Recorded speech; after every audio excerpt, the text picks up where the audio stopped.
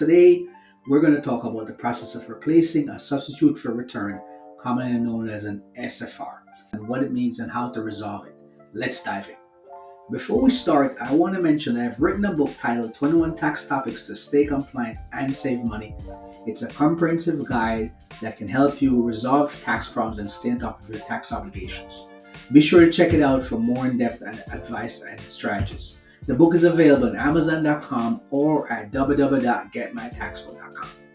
So, what is an FSR? An SFR, or substitute for return, is a tax return the IRS or New York State prepares on your behalf when you fail to file one yourself. While this might sound convenient, it's not in your best interest. New York State uses the information they haven't filed, such as W-2s, 1099s, and other income forms, but doesn't consider deductions, credits, or exemptions you might qualify for. This often results in a much higher tax liability than you would have if you filed your own return. So, why replace the FSR? If the IRS or New York State has filed an SFR for you, you're likely being assessed more taxes than you actually owe.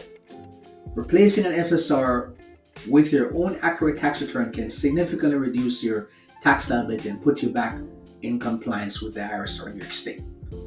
I might also add that if you prepare the return and you see where the SFR actually is a lower tax liability than what your actual return is reflecting, we need to discuss that because maybe it's not in your best interest to file that return. Okay? But here are my 6 steps to replace an FSR.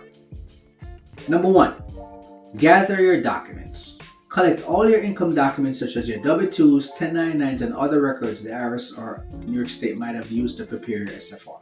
Gather records for deductions, credits, and expenses you're eligible to claim, like mortgage interest, charitable contributions, and education expenses. And don't forget, if you're in business, you're a Schedule C filer, you had income coming in, or if you had expenses only, maybe the IRS doesn't know anything about that stuff. So absolutely include that on the return too.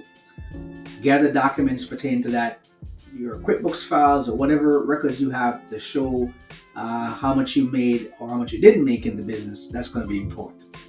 Number 2, obtain a copy of the SFR. Request the IRS and or New York State transcript, including the wage and income transcript and account transcript, to see what information was used to create the SFR. This will help you identify any discrepancies or missing data. Number 3, prepare your return.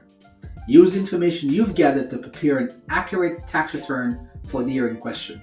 Include all eligible deductions, credits, and exemptions. And like I said, anything to do with your business, you need to include that as well. If you're not comfortable preparing the return yourself, consider working with a CPA or tax return specialist like me. Number 4, file the return with the IRS or New York State. Mail your completed tax return to the appropriate agency. Include a cover letter explaining that this return replaces the SFR previously filed by the IRS or New York State. Send your return via certified mail with a return receipt and ensure it is received. And by the way, I have a system to make sure that the return is received. We have documentation that tracks it from the time we mail it to the time we check the transcript, so we can definitely inform the IRS and or state that, hey, we have a record that the returns were mailed. Not just that the returns were mailed, but we know exactly what was in that package. Follow up with the IRS or New York State. After filing, monitor your IRS and or New York State account to ensure the return is processed and replaces the SFR. Be prepared for the New York State or the IRS to review your return. They may accept it or they may request additional information. Negotiate any remaining liability. If you still owe taxes after replacing the SFR, explore payment options like installment agreements or an offering compromise. A tax return specialist can help you navigate these options and negotiate on your behalf. So definitely reach out to someone for help. Tax tips for success. Act quickly. Delays can result in additional penalties and interest, or if they owe you, then you may lose the refund. Be thorough and accurate in preparing your return to avoid further issues with the IRS or state. Stay organized and keep copies of all correspondence and documents. In closing, replacing an SFR is an important step in resolving your tax issues and minimizing your liability. By taking action, filing accurate returns, you can regain control of your financial situation and avoid future complications. Don't forget to check out my book, 21 Tax Topics to Stay Compliant and Save Money, for more tax tips and strategies. The book is available on Amazon.com or at www.getmytaxpro.com.